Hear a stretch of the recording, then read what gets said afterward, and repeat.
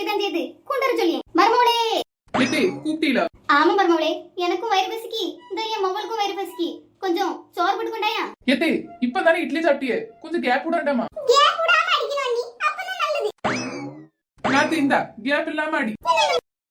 ஆஹா, குழம்பு அடிபொலியா இருக்கு மருமகளே.